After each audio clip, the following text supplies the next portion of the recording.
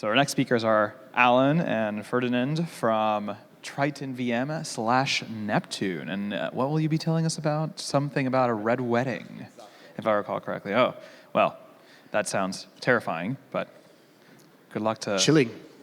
Indeed. Thank you very much for the introduction. Hi, everyone. My name's Ferdinand. Next to me is Alan. We both work at and for Neptune, which is a new, cool, upcoming L1. And we also both work on Triton VM, which is a zero-knowledge virtual machine using Starks. And this is also the topic of today's talk. Right. We're going to start with a short summary of the talk. So obviously, we're going to be talking about Starks. Now, Starks have obviously use fry all the time. For the purpose of this talk, we'll be treating that as a black box, sort of delegate stuff to our vessel, and I'm sure that's going to go all well. I guess these are a slightly outdated version of the slides. They're supposed to pop up the word fry now. You'll see it in a bit. Starks also extensively use AIR, or algebraic intermediate representation, which encodes the rules of the computation that the Stark is talking about. Now, there is a very well-known trick to accelerate the computation of this AIR, which is deep AIR, and we will be presenting this here also, but we claim no novelty here. But as far as we know, for the first time, we'll also be throwing PLONK into the mix.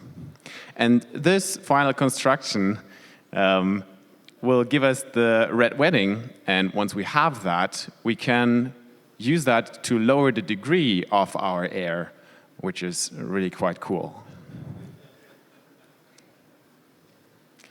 Why do we want to do that? Well, speeding up Starks is just generally cool.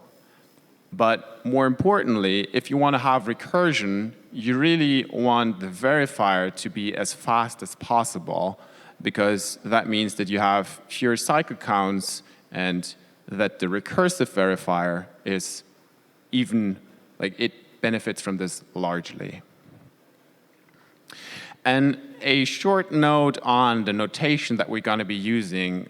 So we say PLONK because that was sort of the working title, or the word that we used during development of this. You can use PLONK, but you're not limited to that. It's basically any snark. And for the purpose of this presentation, just imagine that we will be using fry also for this snark. So it's not limited to Kate commitments or anything like that. And we will also be using that as mostly a black box. Right. Let's quickly review Starks so that we're all on the same page. So a Stark works by initially having the execution trace of your virtual machine. This is the AET. Every row is a state that the machine had at some point, and every column corresponds to a single register as it evolved over time. The first thing you do is to low degree extend this. This amounts to interpolation of every column as to get a polynomial and then evaluating it over a larger domain, which then gives you what we call the base tables. The prover commits to that by doing a lot of hashing every single row and then putting all those digests into a Merkle tree.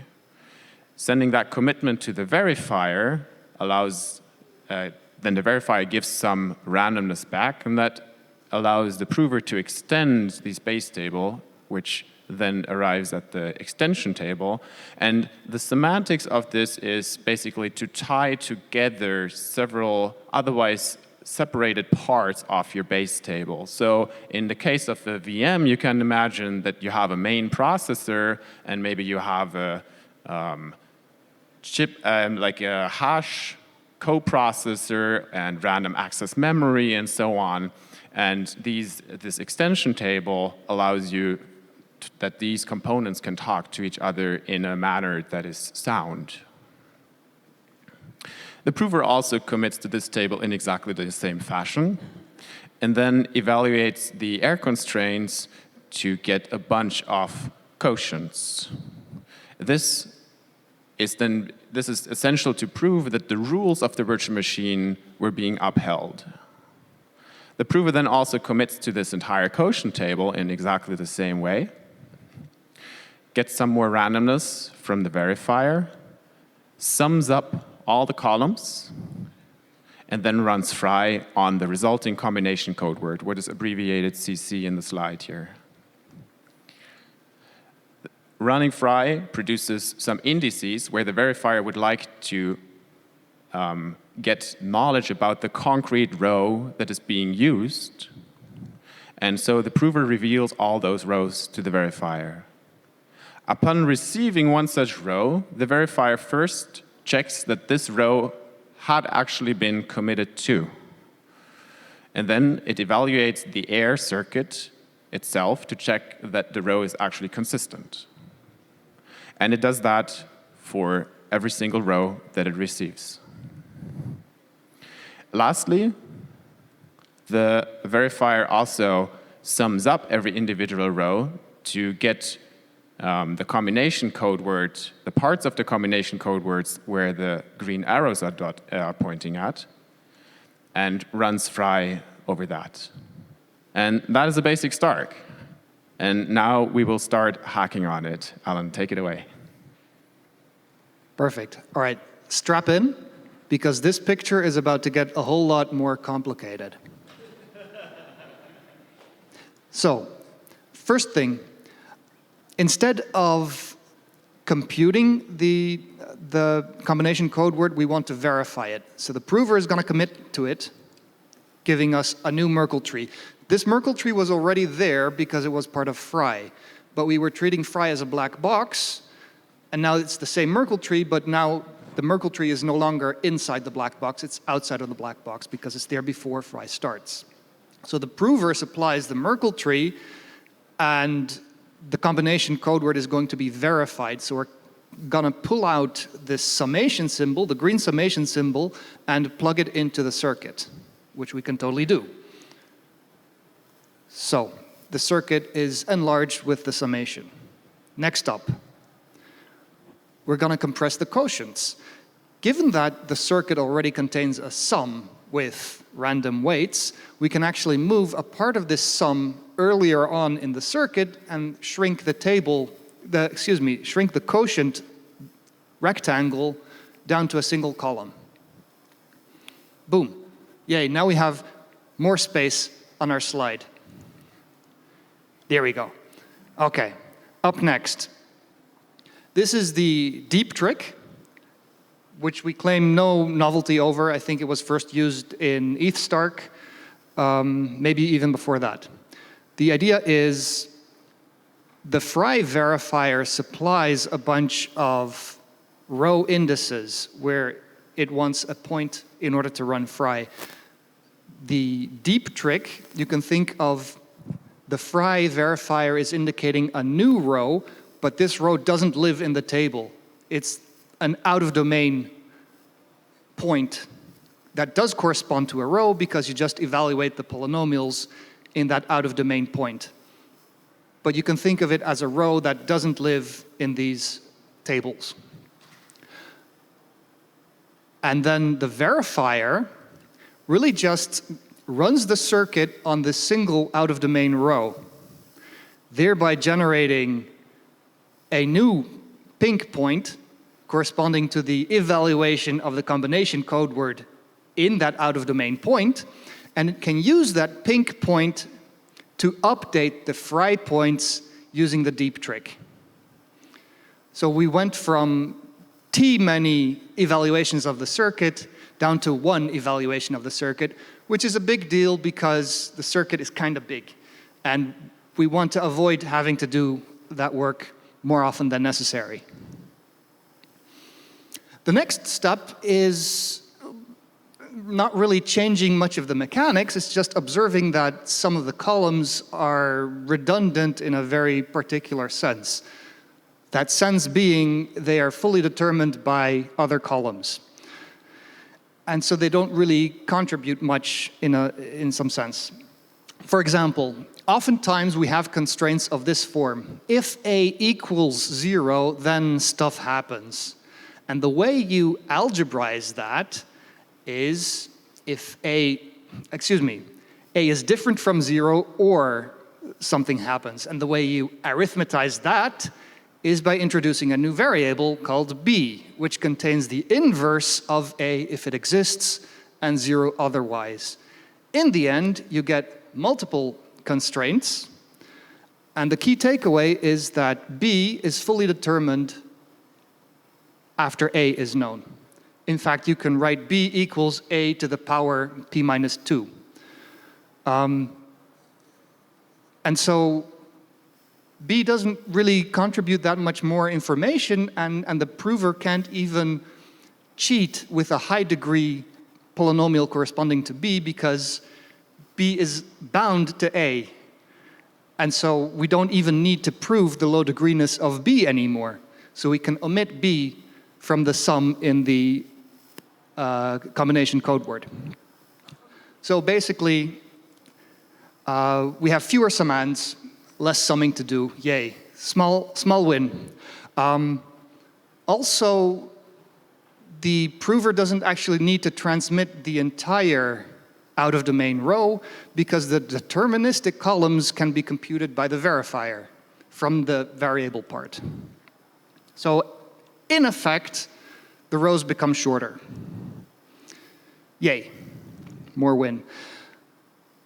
This principle reminds me of something, should remind you of something also. The only reason why we're including those deterministic columns is because we need them for the circuit.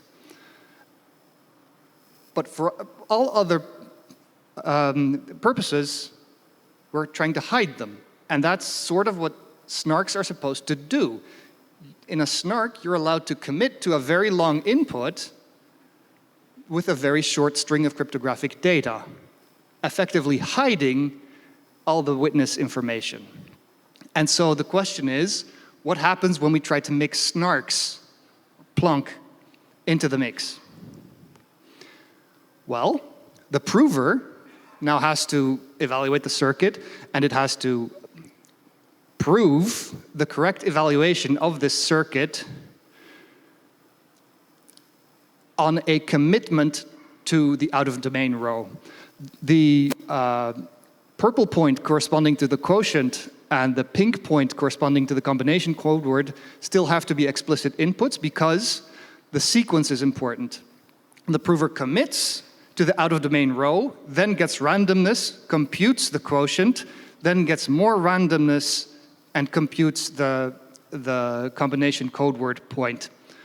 In this construction, the circuit is still not committed to. So in order to prove this circuit is satisfied, the prover has to run through every gate, and so does the verifier. So the only thing that's achieved by this is actually shrinking the row, shrinking the proof size effectively. And the verifier gets to verify this partial PLONK, but still it's a rather slow verifier because the verifier has to run through every gate of the circuit. Now, this point is rather artificial because once we're introducing a commitment to the row, well, we might as well commit to the circuit as well. And that's where we're getting the biggest speed up from. Essentially, we're replacing the explicit representation of the circuit with a polynomial commitment to the circuit. This allows us to outsource a lot of work to the indexer, and so the online prover doesn't have to do that work anymore, and certainly the verifier doesn't have to do that either. This is where the big speed up for the verifier comes from, because the verifier no longer needs to run through every gate of the circuit. It can just run the PLONK verifier. And that is, by assumption, much, much cheaper than running through 5,000 gates of the air circuit. But this is not where it stops, right? Because the entire orange row is hidden by a commitment, and so we don't really feel the cost of a long orange row. And that allows us to lower the degree of the error. For instance, if this is a constraint, a times b squared minus c, this constraint has degree 3 in 3 variables. What we can do is we can introduce a new variable to lower the degree of this error at the expense of one more variable. This represents the same circuit, but the circuit, that's not part of the slide. The circuit is not as tall, but is wider now. But it's fine. It's still equivalent. But the nice thing is that a lower error degree means a smaller blow-up factor, and therefore gives tables that are not as tall. And so we have to run NTTs on smaller tables. So that's the nice thing about chilled air, yes? And we need to do less hashing, and the Fry domain size is smaller, meaning Fry is faster too. Indeed. So the picture changes quite dramatically. We start from the algebraic execution trace, and we extend this to the base table, which is a lot less tall. And we only care about the variable columns to begin with. We extend those to the extension table, and so on. Still a single quotient column, still one combination code word. The rest of the picture is much the same. The key point is already in this part of the slide. The tables are a lot shorter, which gives rise to a speed up for the prover, which was not the objective of this entire exercise, right? We were trying to speed up the verifier, and we succeeded in speeding up the verifier, and somehow we ended up with a faster prover too. Yay, I guess. Absolutely. Yeah, so the picture doesn't really change that much. The point is you can get away with an error degree of 2 at basically 0 cost. Oops. No, that's all right. I think we're there. Right. Thank you very much, Alan. If I may.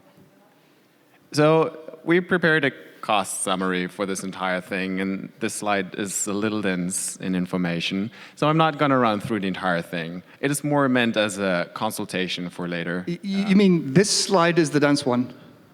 Yeah, I figured this one is probably one of the most densest ones. So the point of this slide is showing that the verifier and the prover both are faster. And as Alan said, well, did you? I'm not sure. Let's highlight it again. If you have a faster prover and a faster verifier, for the recursive verifier, which is both, that means that we have a compounding effect. So in a sense, the original goal of getting a faster recursive verifier was very much achieved in that. And I would like to leave you with about 3 insights from this talk. The number one is put a snark inside your Stark. It shifts workload from the verifier to the prover, which is generally good. The second point is that the verifier does not need to know the out-of-domain row. It only needs to be convinced that it exists. And the third realization is that deterministic columns exist, and that fact can and should be taken full advantage of. That was the Red Wedding. I'm glad that you all made it through. Thanks for having us.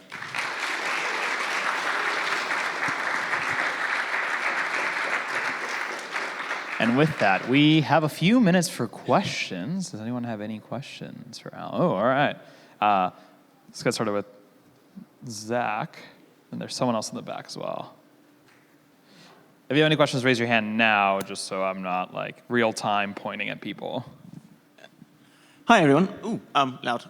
I was wondering, could you would it be possible to articulate kind of the key differences between the red wedding and just basically like doing the kind of the stupid brute force thing of like taking the entire Stark verification algorithm, including opening all the commitments, etc., and just shoving that inside a snark? Does that make any sense? It does make sense. You would have a huge circuit for your indexer, but since that's done offline, that cost is tolerable. I don't think I've thought about this line of questioning. Have you? No. Yeah, I'm afraid the cost comparison slide was already full. So we weren't looking for questions to answer in addition to the costs that were mentioned already there. Sorry for adding confusion. Okay, so, sorry, I'm very sleep deprived and sorry for munching up time. But like, would it be possible then to say like, so what specifically? Could you repeat again? What specifically are the algorithms that you're shoving inside the snark? What specifically are the algorithms inside the snark? Snark. Like the snark circuit you're creating, because it's like a subset of the Stark verifier. Yeah. So the circuit in the snark corresponds to the air constraints of the Stark. Okay. Great. Thank you. That was it? I think so. Okay. All right, there was one question in the back over there, if I recall correctly.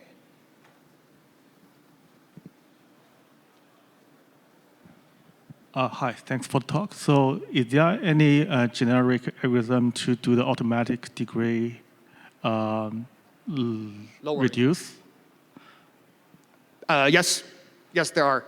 You just iterate over a description of your multivariate polynomial, and you find the first monomial with degree higher than 2, and within that monomial you find the first factor with degree higher than 2, and you introduce an extra variable z equal to that factor, and apply that substitution throughout. So after applying that substitution, you always get the highest degree of 2, right? Yeah, you can't do lower than 2, unfortunately. I can do lower than 2. I didn't get that, but anyway, I get answer. Thanks. Does anybody else have any more questions? All right, Jeremy. So just in terms of the snark inside the Stark, so you're basically verifying a single row of the Stark's circuit using a snark inside the Stark. What, like, commitment schemes? So don't you, in order to make the snark verifier run inside the Stark, you have to have some commitment scheme. What sort of commitment scheme are you using for that inner snark? Or am I missing something entirely? We would be using fry again, basically, or still, I suppose. And then you can't even batch those fries together. Does that make sense? Oh, yes. Okay. So in the end, you even only have to run one fry.